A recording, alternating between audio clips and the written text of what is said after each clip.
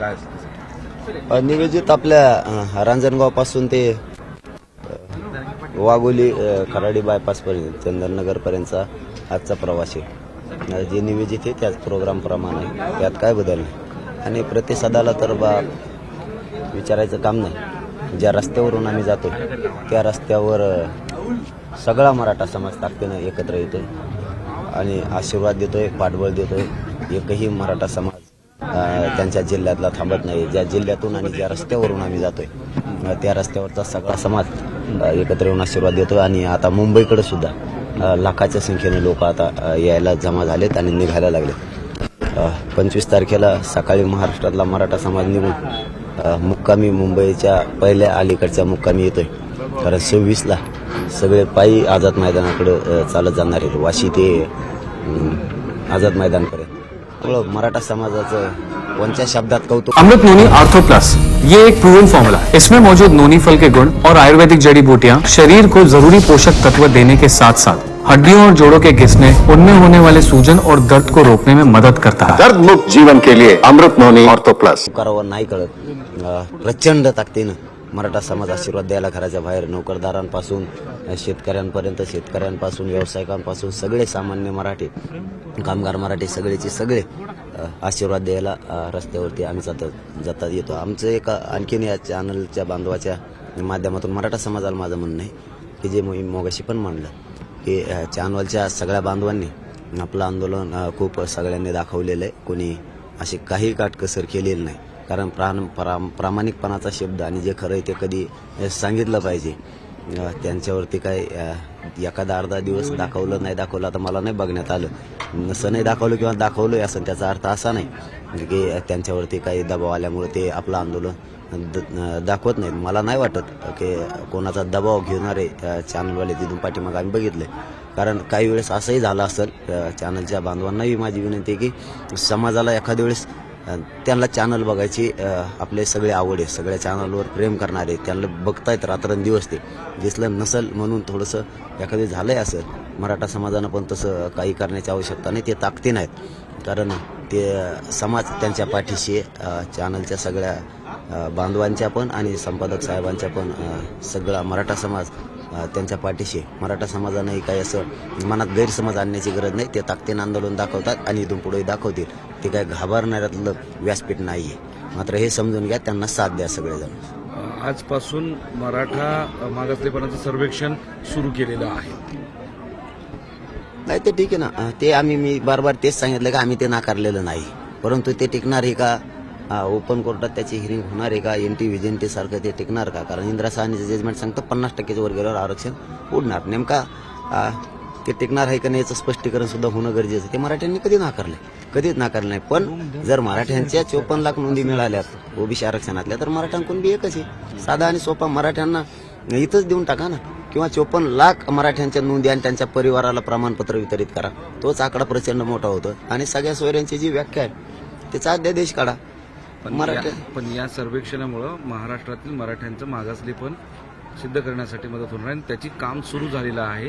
जिल्हा पातळीवर, गाव पातळीवर सगळे अधिकारी जोमानं कामाला लागलेले आहेत. चांगली गोष्ट बोललो ना मी.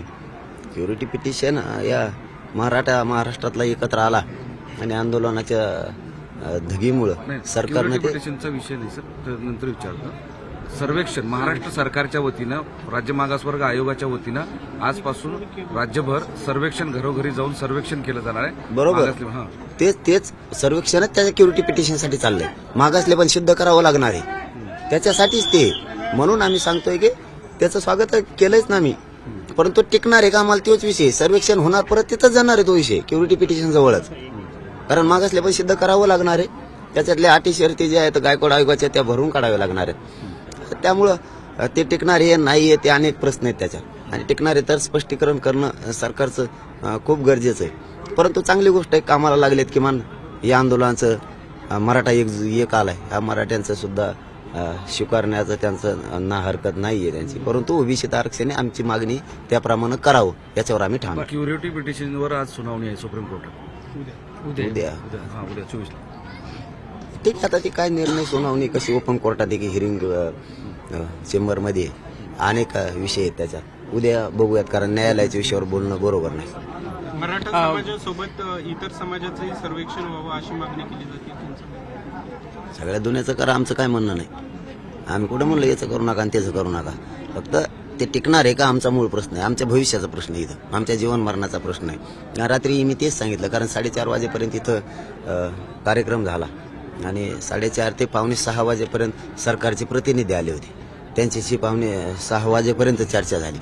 त्यामुळे त्यांनाही आम्ही तेच सांगितलं की 54 लाख नोंदी आहेत, त्यांचा जो परिवार आहे त्या परिवारालाही मिळालं पाहिजे आणि सगळे सोयऱ्यांचाही अध्यादेश आला पाहिजे. यासाठी चर्चा झाली. आता गेलेत माघारी, सांगतो म्हणे, विचारतो सरकारला कोण आहे. अजून मैदानच परवानगी दिलेली नाही. आणखी आता 2 दिवसावर आले असं. आम्ही कायद्याचा सन्मान केलेला आहे दादा. आम्ही अर्ज केलेला आहे. आम्ही कायद्याच्या नियमाच्या पुढे जात नाहीत. सरकारनं मराठ्यांना विटीस धरायला नाही पाहिजे आणि परवानगी तर द्यायला पाहिजे. नाही दिली तरी मी बसणार आहे आणि दिली तरी बसणार आणि नाही दिली तरी पण बसणार. शिष्टमंडळ परत कधी येणार आहे का? रात्री जे लोक आले होते त्यांनी काय निरोप दिला, नंतर कधी येतो, त्याच्यामध्ये कोण कोण होतं, त्यांची नावं सांगतात? विभागीय आयुक्त मराठवाड्याचे ते होते आणि 2 कलेक्टर होते वाटतं, बहुतेक कलेक्टर साहेब त्यांच्यासोबत सरकारच्या वतीनं आलेले होते ते आणि ती चर्चा केली. परंतु चर्चा आपलीच जी आहे त्याच्यावर ठाम आहेत. आपण बदलणार नाहीत. आम्ही मुंबईच्या दिशेने निघालो, त्यांना स्पष्ट सांगितलं. त्यांचं काय म्हणणं होतं तेच आता सरकारला जाऊन लगेच सांगतो. म्हणजे मुख्यमंत्री साहेबाशी किंवा 2 उपमुख्यमंत्री साहेबाशी कोणाशी चर्चा करतात मला नाही माहित, पण मुख्यमंत्री साहेबाशी करणार लगेच असं त्यांनी सांगितलं. काय करतील तो मराठ्यांचा विजय होईल, नाहीतर आम्ही मुंबईकडे निघालोतच. आज चर्चेची शक्यता आहे. आज चर्चेची मंत्री येत होते, तुम्हाला प्रस्ताव द्यायचे, चर्चा करायचे, मध्यस्थी करायचे. आता ते बाजूला राहतायत आणि अधिकाऱ्यांना पाठवतात. बोलायला जागा नाही ना हो. इकडे सगळा खरा कारभार आहे. जेव येईल तेव साक्षीदार आहे. त्यांच्या समोर गोष्टी ठरलेल्या आहेत आणि मी समाजाकडून आहे. मी ते काही झालं तरी मी कोणाशी मित्रत्व निभावलं तर माझ्या जातीचं वाटलं नाही करू शकत. त्यामुळे आता पलटून पाठवल्याशिवाय पर्याय नाही. आज शक्यता आहे का कोणी भेटायला येण्याची? काही तसं काले निरोप आलाय का? काही किंवा आज येते का नाही, पण ते मात्र आज चर्चा करणार आहेत हे त्यांनी सांगितलं. आता येणार आहेत का नाही, फोन आला की मी आता मला सांगितलंच म्हणून समजायचं. तुमच्यापासून काहीच लपून नाही आपलं. धन्यवाद.